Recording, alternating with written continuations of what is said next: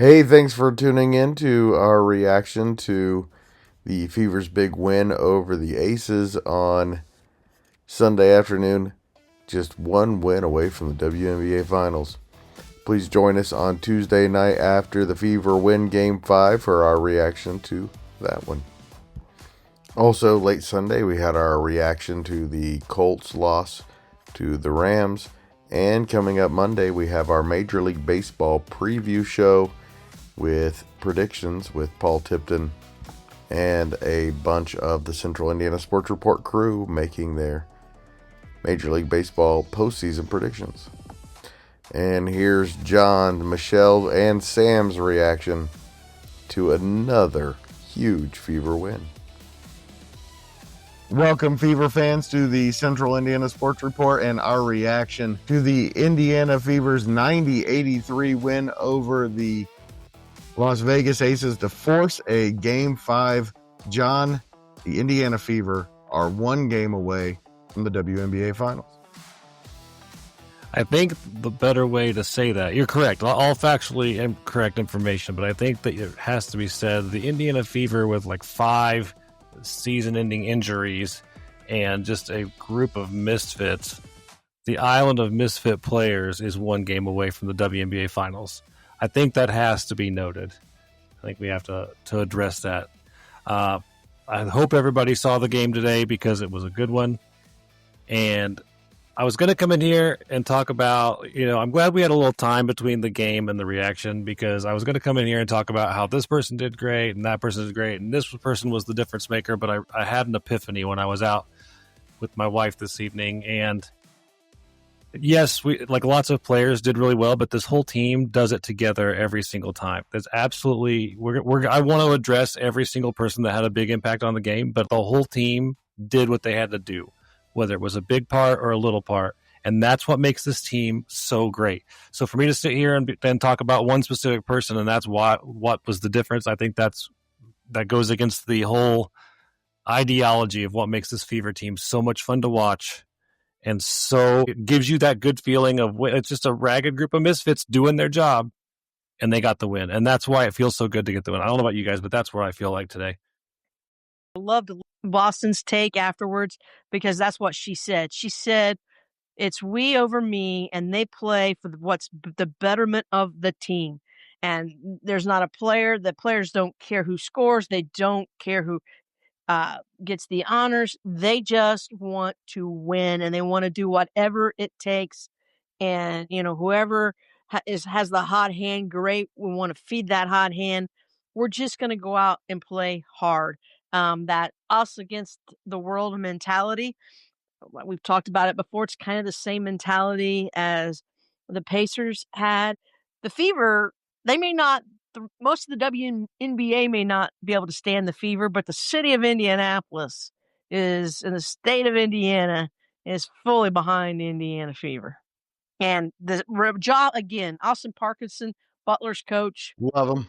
Women's basketball coach. He also made the comment about Stephanie White, and she is not really getting, and it's all right, the credit. She's guided the Fever to an elimination game against the Aces, a team with 4 Olympians on it.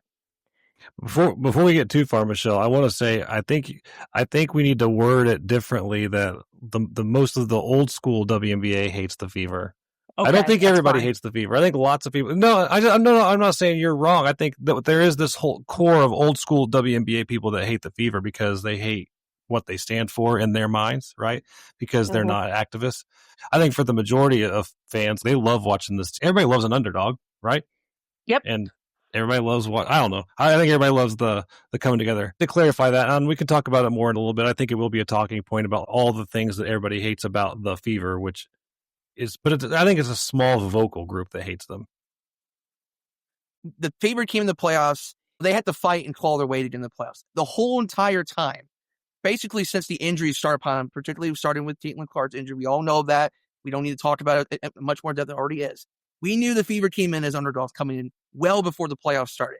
And all the narratives were the Fever had no chance against Atlanta. They had no chance without their star player and whatnot. No chance against Las Vegas. Look at A'ja Wilson. She's the MVP. Look at her. She does it again. 4th MVP for A'ja Wilson.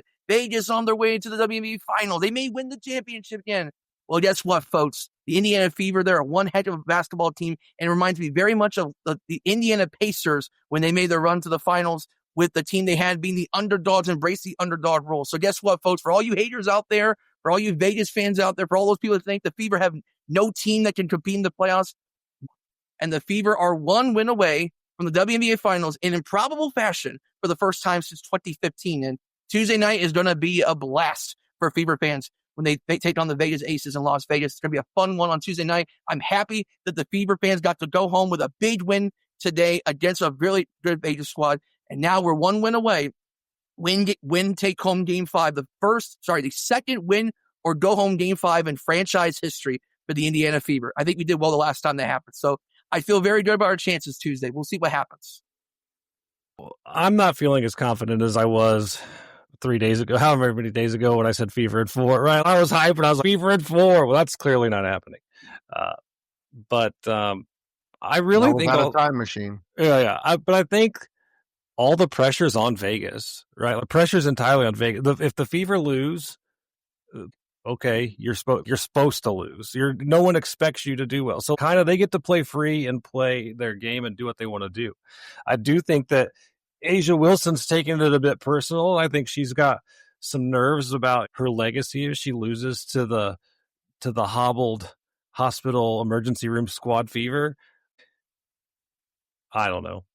I don't know how it's going to end up. I really have no feeling either way. Like it's a 50-50 coin flip. I kind of feel like it's going to be hard for Vegas to lose in Vegas, but regardless, I still feel really content with whatever happens.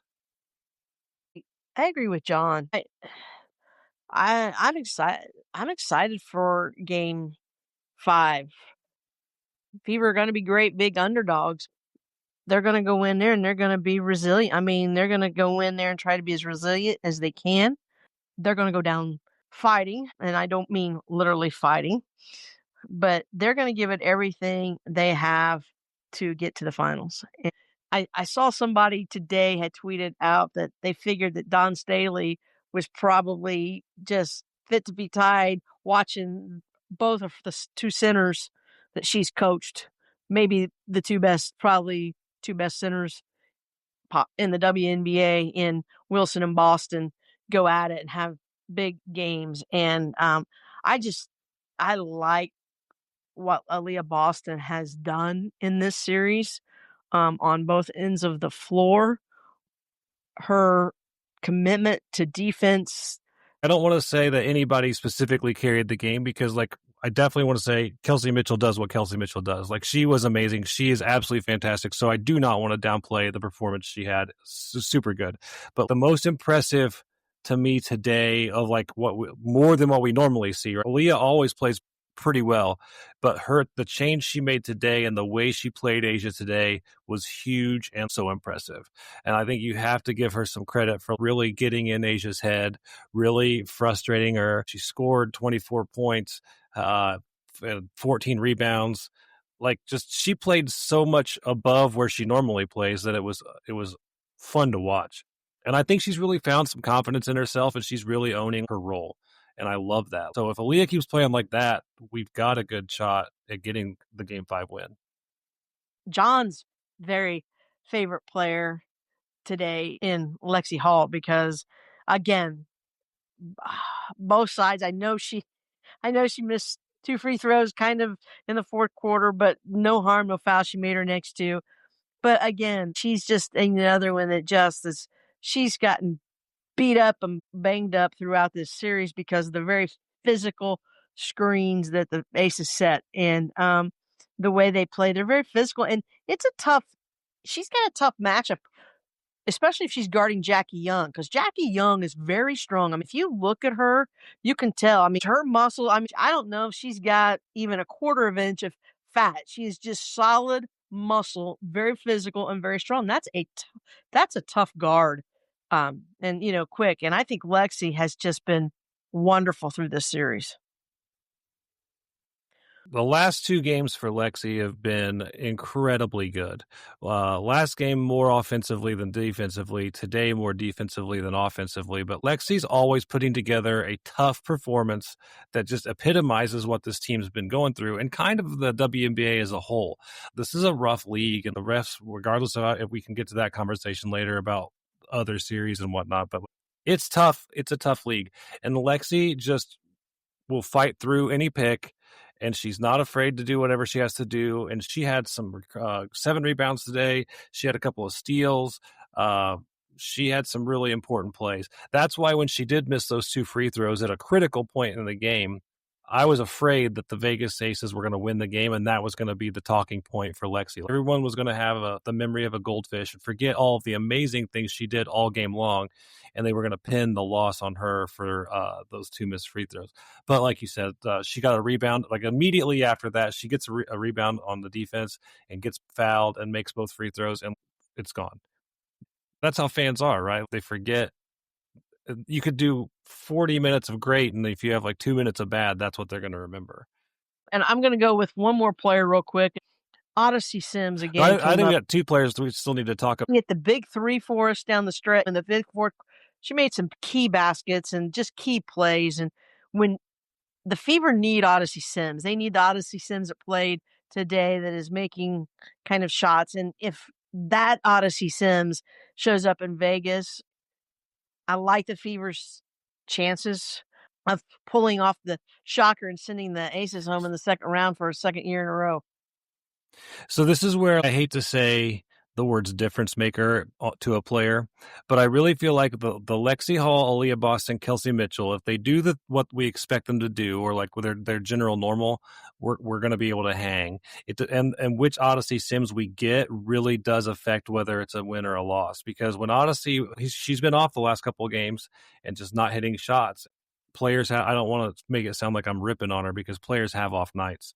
But the Odyssey Sims we got today is what pushed us past to get the win. I truly believe that she was the old fable of the mouse helping pull the elephant or whatever. She was that today. The difference between her bad nights and her fantastic days made the difference. So again, Aaliyah, excellent game. Kelsey doing Kelsey things, excellent game. Lexi hustling super hard. But I agree with you. Odyssey Sims was the difference today. I think her playing really well and hitting shots and being a nuisance. I mean, she's highest plus minus for the day. She's 17 plus. I like to add a couple thoughts here. Game number 2, we were leading late in that third quarter, if you recall, and then Vegas hits that shot at the buzzer to take the lead going into the fourth quarter, if I recall. And then Vegas goes on their run the fourth quarter to eventually take that win in game 3. They won game 3 after trailing the third quarter. They hit that shot at the buzzer, go in the fourth quarter with momentum, and they build on in the fourth quarter to win that game. Game 4, Vegas had an opportunity to take control of that game, and then we go in the fourth quarter. We found our own momentum. We got some key stops. I admire our defense, especially in the glass. That's been an issue all season long for us, as we've had trouble getting consistent rebounds on defensive glass against teams with athleticism in the post. And I admire the efforts from Boston and Hall, even Natasha Howard. Not her best offensive game, but I thought she played admirable defense for sure. And then Odyssey Sims, easily the difference maker, I think, on both ends of the floor for the Fever today in terms of her impact on both ends. Such a game changer for the Indiana Fever is Odyssey Sims, and I upheld the respect of the Fever's grit and toughness and effort on the defensive end, getting to loose balls, making life difficult. Jackie Young obviously got her points, and she made an impact at times in this game, but she had to earn those points, especially towards the end of the game. We did a good job of really being honest against Asia Wilson in the glass, and we did a good job of at least getting those rebounds, not allow Vegas get those second or third opportunities, and we were able to get out and go in transition. And we finally are finding an identity in terms of our ability to go from defense to offense. And it took some time, but I think now with under Stephanie White and with this team, we're seeing an identity, and now fans are starting to see the rewards of the regular season. So I'm fascinated to see what happens in Game 5. How does Vegas respond from a fourth quarter like the way the Fever had? I'm curious to see the matchup Vegas tries to put in the Game 5. But overall, if we play the defensive effort and we're getting to loose balls without fouling like we did in the last part of game number 4, I think I like my chances in this series. Guys, into the third quarter, the Lynx are up 68-55 on Phoenix. So it looks like that one's going to go the distance as well. Now that the Fever being in the finals is a definite possible reality, do you have a preference? I want Minnesota. I 100% would rather play Minnesota than Phoenix because I don't want any players getting season-ending injuries for next season. I don't want Alyssa Thomas to tackle Lexi Hall and break her legs just because she doesn't want to play with her. That's my preference. I don't like Phoenix at all. I think Phoenix is the second dirtiest team, if not the dirtiest team in the league. Like I put Connecticut Sun as the one I hate the most probably. And well, I don't know. It's flip a coin. I don't like Phoenix. I don't like Connecticut Sun. I think they're both violent and awful teams. And they both have orange, so that fits. I want Minnesota, and I want Minnesota because what you said. Do you want the best team in the league with Minnesota? Right. I want Minnesota. They play basketball. They share the ball. They move the ball. They do play basketball. Good shooters, different things there. Yeah, can they get a little physical times too? But they're not Phoenix. I said this the other night.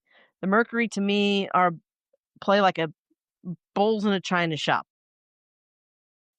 Obviously you want the best team in the finals. You want to beat the best, right? To be the best, you got to beat the best. So obviously you definitely want to play Minnesota. I know we don't want Phoenix either, because Phoenix plays a physical style. They've always been a dirty team. I've known Phoenix being kind of dirty for quite some time, so that doesn't surprise me at all with that. But it would be bittersweet if we could beat Phoenix in the finals. Having said that, I think we would definitely want to play Minnesota in the finals just because we want that sweet taste of beating the very best team in the league and winning that championship. I want to beat Phoenix. Why? Beat the one of honor. I can't stand them, and I want to beat them.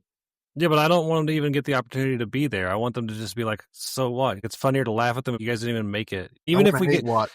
No, I want to get. See, I would rather play Minnesota, right? Because, like Sam said, I want to play the best team. I do. I want to play the best team, and we've already matched up pretty well against Minnesota in the Commissioner's Cup, right? So even if you look at it from a Fever fan standpoint, at least we know that our weakened team has a shot against Minnesota. I don't want anybody from Phoenix to have. I just don't even want them to get there. Because then they can sit there and complain about whatever. And how are you going to hate from outside the club? You can't even get in. I don't even want to worry about who the Fever might have in the finals. I just want to worry about the next game. I want to worry about getting there. Whoever they play, you just have to game plan for them later. But my attention is I want it to be the Fever. And I know this, that if the Mercury get there and the Fever lose, I'll be rooting for the Aces. I'm no way am I going to root for the Phoenix Mercury to win a WNBA championship. I know they have before, but I don't want them to. I don't want them to this year. I'm not so sure. I don't think I want Alyssa Thomas to win the WNBA championship this year. I'm telling you right Bonner. now, if I it's don't Fever, want to Bonner either. Sorry, but I don't. So I'm just going to put if it's Mercury Aces. If it's Mercury Aces, don't ask me to do a podcast. If it's Mercury Aces, don't ask me to podcast about it because I'm not watching. I'm not watching a single game if it's Mercury versus Aces. I refuse. I'm just not going to watch it. I will, just because I'll watch Jackie Young. Well, then you can cover for me because I refuse to watch it. If it's Lynx Aces, I will watch it. If it's Mercury Aces, I'm not watching a single game. I don't want to give them any ratings. I hear that. At some point, we do have to talk about how much hate Sophie, Caitlin, and the bench mob are getting, and I think it's absolutely ridiculous. I don't want to spend a ton of time on it, and I'm not going to do it tonight, but I love the bench mob. I think it's great. I think you should want, like, how many other, when's the last time you saw people with season-ending injuries, this many, like, sit around and come to the games and be an active part? I can't remember a single other time. That they come in their street clothes and sit on the sideline and don't say anything and maybe clap a little bit. Like, I love this. This team cares about each other even when they're out, and I love that. But they're getting a lot of hate right now on socials. I muted it. We love them, and that's all that matters. Well, that is true. Yeah. Let's just make sure we remember that our core our core three have to play their usual game. We got to get a good game out of Lexi, Aaliyah, and Kelsey. We need Odyssey Sims to make her shots. I've been happy with Timpson's minutes. I'm not even going to lie. Like, Timpson's not, numbers-wise, not been doing great necessarily, but her presence on the court has been noticeable for the few minutes she gets. Yeah, and we need either Petty or I want her to dunk it, Howard. guys. What's that? I want Timpson to dunk. I think she can do it. I've seen her vertical. I want her to dunk right on Asia Wilson for the last second score to send them to the finals. That's what I want. Michaela Timpson dunks on Asia. We go to the finals. Game over.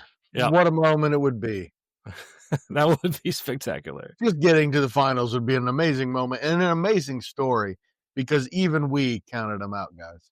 Yeah, no, I agree. And that's why I think that all the pressure right now falls mentally on the Aces. I think 100% all this falls on the Aces. Did you guys see the post-game interview with Asia Wilson where she was not very happy and said it was interesting how many fouls, shots the Fever got and all that stuff? Because I thought it was hilarious. If you haven't seen it, go back and watch it. Is it more hilarious than Becky timeout when they don't have any timeouts at all? Listen, okay. I just want to put this out there. First of all, I love my wife, and my wife loves watching sports.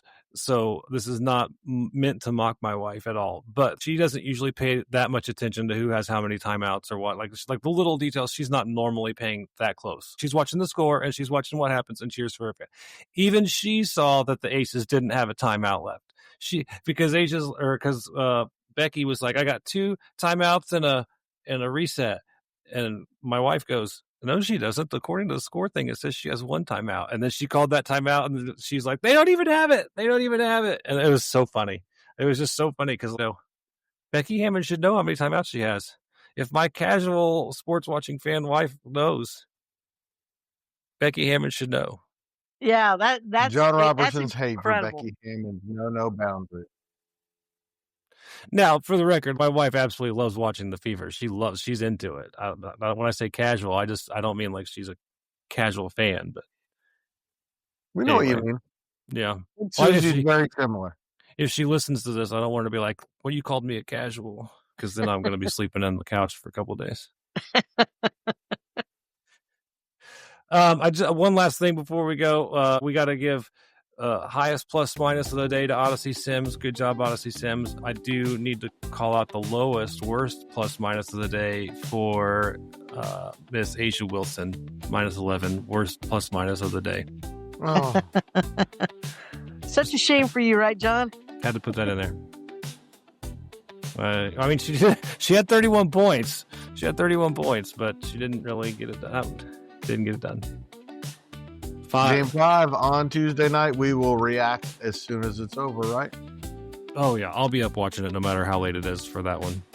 Okay. Thanks, guys. Thanks, Sam, for joining us. Yeah, by the way, it's tightened up in Phoenix, so we'll see what happens there. Yeah, every time Greg says it's over, I was worried about that. Yeah, The Mercury well, this one's pretty much going the distance. This is pretty much over. You did the same thing with the Storm. I said looks like going the distance. I didn't make any predictions. It was a 13-point lead in the third quarter. Come on, guys. They blown a 20-point lead in the series. I'm going to go watch it now. I'll see you guys later. Thanks so much to John and Michelle and our special guest Sam for joining me to talk some Fever basketball. And thank you for listening. Please do us a huge favor. Share this podcast with a Fever fan in your life and help spread the word that the Central Indiana Sports Report is here talking about Central Indiana sports every single day. Central Indiana Sports Report is a product of ITG Media, and I love Susie.